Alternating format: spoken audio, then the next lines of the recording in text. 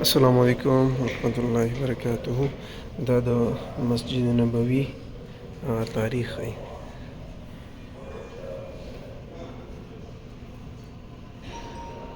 دا مسجد نبوي زوړ پیله چې د نبي علیه الصلاة والسلام په دور کې کوم تعمیر شوی.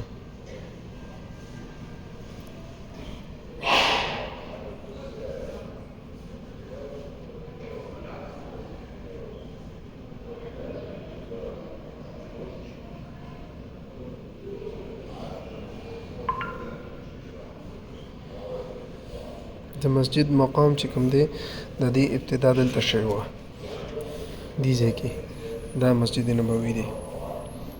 د دې ځای نه مسجد نبوي و مقام جہاں نبی کریم صلی اللہ علیہ وسلم کی اونٹنی بحق میں خداوندی بیٹھ گئی تھی، هغه دغه ځای دی.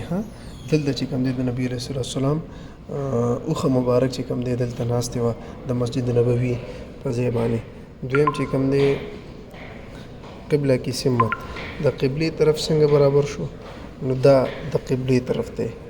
دا د نبی علیه الصلاة والسلام دا قبلې طرف و، دې طرف نه به چې کوم دی صحابه انټر کېدل، په دې طرف نه به وتل.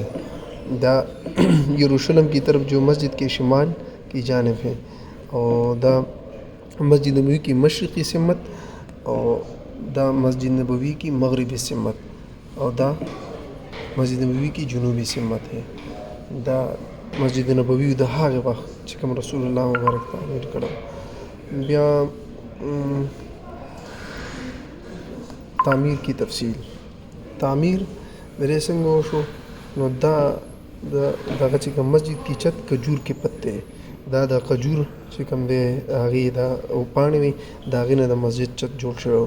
دویم دا مسجد کی دیواریں مٹی کی اینٹیں ہیں، د دې دا خو کچه چې کوم خښتو دغې دا هغه او دلته مسجد کې ستون کجور کې تنې، د مسجد ستون چې کوم دی دا د کجور د تنې وي، کجور چې کومې مضبوطې تنې دا راویستې وي د یخه، او د دې نه دا ستون جوړ کړي کوم چې تاسو ته دلته دا ښکاري، دا د مسجد ستون.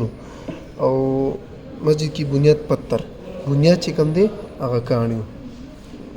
دا د مسجد نبوي دغه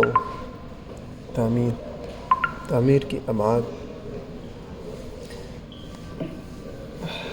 اونچائی 2 میټر، په اوچتوالي باندې مسجد نبوي په ابتدا کې 2 میټر و، د هغې نه بعد چوړائی 30 میټر، داسې چوړائی چې کوم ده داسې دا 30 میټر وه، او لمبائی 35 میټر. دا د مسجد نبوي لمبائی وه. کل رقبه څومره وه د مسجد نبوي، دلته به تاسو ته ذکر کېږي. کل رقبه 1050 چې کوم دی دا مربع میټر وه، او دا ټول مسجد نبوي دا ځای چې څونه احاطه د دې په باره کې راځي، دې په باره کې ذکر نه کېږي. دا مسجد نبوي دا کجوري دي، دا کجوري ونې دي، تنې دي، دا چې د دې ستونونو، او دا چې کوم تاسو ته ښکاري دا د کجورو پاڼې دي، دا خښتې دي، او د دې نه لاندې چې کوم دی د دې بنیادونه شوي. نو دا ټول مسجد نبوي دغه دی.